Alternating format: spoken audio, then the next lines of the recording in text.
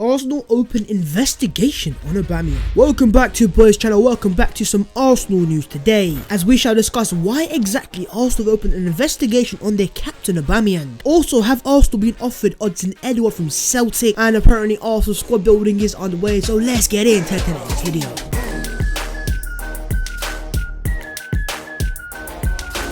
Yo, what is going on guys? My name is Bouts14 and welcome back to your boys channel. Quickly before we get into the video, you know the business, make sure to go down there, smash that like button, subscribe to the channel if you are new, and let me know your thoughts on all things Arsenal in the comments below. And with that being said though, let's get into today's video and some cheeky little Arsenal news today. Can I get it? Here we go. First thing in discussion is Aubameyang and a possible investigation. One day Arsenal, one day is all I ask for of normality, please, I am begging. Because today I woke up to the news that my captain Aubameyang has been investigated and Arsenal are to talk to Aubameyang on a possible breach of COVID-19 restrictions. As has been confirmed by the very reliable Charles, where Arsenal say they will be speaking to Pierre-Emerick Aubameyang to determine the facts after online footage emerged of him getting a tattoo. Now this does explain now why Aubameyang is wearing his whole bandage on his hand against Leeds, and you know what, I actually thought he was taking inspiration from my guy Nicolas Pepe, who's been wearing a bandage for the past few games and has been doing bits. And after scoring the hat-trick, I said, listen, the Lucky Charmers work is beautiful scenes, but apparently not.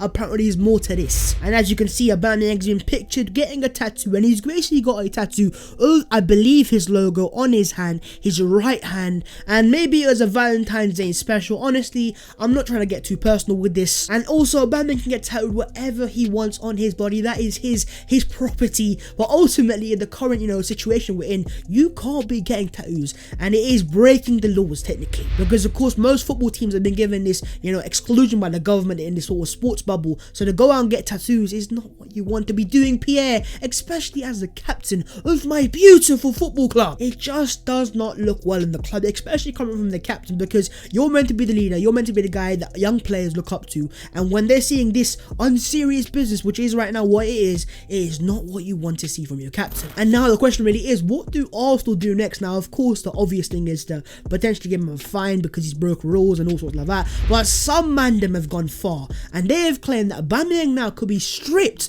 of his Arsenal captaincy. Now come on, that's a bit far, especially when we have another Arsenal player, a certain favourite of the manager in Willian, who broke the laws to go to Dubai only a few months ago, and then he was in a team a few weeks later, so let's not get too carried away. But then again, with this guy being the captain and not being a squad player like Willian, it doesn't look good in the club, it doesn't look good in the player, and I'm hoping this doesn't derail his current form. The Donny just scored a hat-trick, he scored 5 goals in his last 2 starts. Hopefully he can continue that form, because we have a massive game on the Thursday and I want my striker and my captain to be on fire. Can Arsenal fans not be just given one day of normality? That is all we ask for, just a normal day, Arsenal. It's not that hard. But we shall now wait and see what happens next with Aubameyang. What do Arsenal do as well? Hopefully he's available for the game against Benfica, but right now I can't really comment much. So lads, let me know your own thoughts on the entire situation itself in the comments below, and let's move on and let's discuss Odsonne Edouard and a transfer to Arsenal. I mean, the transfer window is not even open yet, we're here still talking about transfers, but we have a very good reason why. First things first, apparently according to BBC Sports, Arsenal have been reportedly offered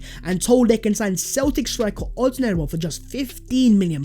Now let's get it straight, they've cited their source as the gossip column and it being the Mirror, so they're not the most reliable, but then again saying that with this transfer being from Celtic, it's a UK or British transfer technically speaking, so it's not like we're going to have abroad sources, and the only sources you might get from abroad is the French ones, because of course Edouard is a French under-21 international. But more or less we already do know, and it has been confirmed in the past, that Arsenal are looking at Edouard and he is one of their targets to play as that number 9 and replace Lacazette if he is to leave. And talking about Alexandre Lacazette and Eddie Nketiah, we have some breaking news coming up from Football London, as they understand that Arsenal squad planning for the summer transfer window is already underway. The club are likely to be open to letting Alexandre Lacazette and Eddie Nketiah leave, with both players entering into the final years of their contract. And that is exactly why we can discuss Odsonne Edouard from Celtic, because as discussed by the reliable Chris Wheatley, Lacazette and Nketiah are both set to leave, and with the contract expiring it does make sense. And they're both also players that will probably go for a decent amount of money, especially Nketiah being an English player,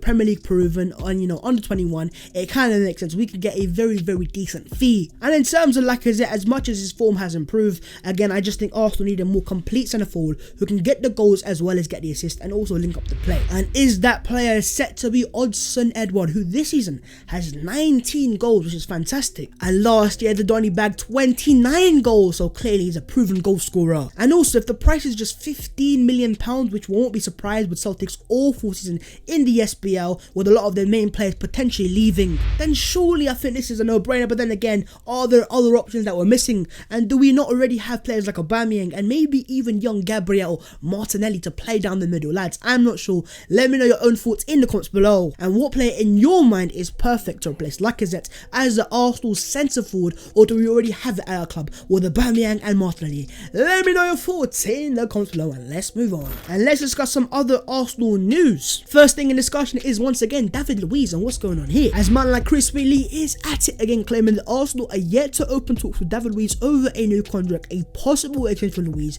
only makes sense if it's a player / cultural, and it would have to be an acceptable from his side that his game time would be limited. Now, of course, yesterday we did discuss the Independent claiming that Luiz has been offered the contract, but the more reliable Chris Wheatley claims it isn't the case, so I'm going to believe him over in that case. But overall, again, it has sparked a discussion in the Arsenal fan base whether it's the right thing or the wrong thing. Now, I myself, I'm pretty mixed on the situation, because first things first, I understand that this guy, yes, he's 33, but he has actually been low-key, very low-key, a good player for Arsenal this season. And if you look at it, our defense isn't actually our issue anymore, and it's more our attack. So I kind of can understand why Arsenal would want to make this happen. And also, let's not forget the influence he has on the younger Arsenal players, and that's exactly why a lot of people are claiming he should stay for Arsenal. And also, with the likes of Socrates gone, Mustafi gone, Mavropanos might go as well if he's not sold or played, and then you have Chambers going, you're going to be left with Murray, Holding, Saliba, and potentially David Luiz itself. And of course, you have my centre-back Gabriel Magalhaes as well. So just don't be surprised if this happens. And for Arsenal side, while I think they're being lazy by not going out there and signing another right side centre-back, it does, as I said, very low-key and unpopular opinion, makes a little bit of sense. But let me know your thoughts on the situation in the comments below. Also, in terms of Thomas Partey, according to James Baines, reported a few days ago that Partey's race was for the second leg against Benfica. Arteta is now indicating that that's the likely case. His role in that game will depend on the state of the tie. So could Thomas Partey be back for the second leg next week against Benfica? It looks like it's a possibility, and again, it does depend on the game itself. And Benfica aren't in the best of form, so hopefully Arsenal can get a couple good goals in the first leg and, you know, just surge away. And with it being such an important game, you may just have to risk Partey even if he isn't fully fit. Now that's something we're gonna have to see what happens. Let me know what you think about that in the comments below. Also, in terms of Matty Ryan, what has he done? As apparently he has apologized to his comments about leaving Brighton for Arsenal and says the club will always have a special place in his heart. Now, Matt Ryan, of course, has had an interview recently where he has claimed that he used Brighton as a step up to come to a bigger club in Arsenal, which for whatever reason Brighton fans have taken offense to. He's obviously just speaking the truth. With all due respect, Brighton and Arsenal are in different categories. We're a big club. Yes, we may not be successful at the moment, but we are a massive club. And do you really think Donny was waking up at 4 AM in the morning to watch Brighton play in the Championship when he was a kid? He wasn't. Just face the truth and face the facts. But then again, Matty Ryan may have had to apologise, so it is what it is, and we move on. Another thing we have to discuss is Shkodran Mustafi. As according to Who Scored, the stats website, they have said our Bundesliga player of the week is Mustafi. 1 clean sheet, 10 out of 12 aerial duels won, 8 clearances, 3 interceptions, and a 8.3 rating. Yo, Shkodran, fair play, my guy. I'm just surprised by it, but at the same time I'm not, because clearly you're showing your levels in the Bundesliga. But does that also kind of ask a question of the league itself and the quality of their strikers and their centre backs? You know what, I'm gonna give credit where credit's due to ex-Arsenal player Shkodran Mustafi. Fair play, and keep doing your bits, and hopefully Schalke stay up. And to end on a very positive note, as on this day in 2011, Robert van Persie and Andre Arshavin scored as Arsenal came from behind to be eventual Champions League winners Barcelona 2-1 in the first leg tie in a memorable night at the Emirates Stadium. It has been 10 years since the beautiful scenes at the Emirates. 10 years, you know, when Jack Wilshere dominated Busquets, Xavi and Iniesta. I mean, time has flown, and it also marks 10 years to the day where your boy officially became an Arsenal fan, because I didn't watch football before that, and then I watched that game and I watched that winner and I fell in love with this beautiful club. And the rest is history, but there you guys go. That is the latest Arsenal news today. And of course, if you have enjoyed the video, so I'm sure to go down there and smash the like button, subscribe to the channel if you want to let me know your thoughts in the comments below. Follow all my social media, the links are in the description below. Well, there you guys go, the end of the video. I hope you have enjoyed, and for Arsenal and Aubameyang, just sort this stuff out and let's move on to a massive game on the Thursday. I will see you soon in updates.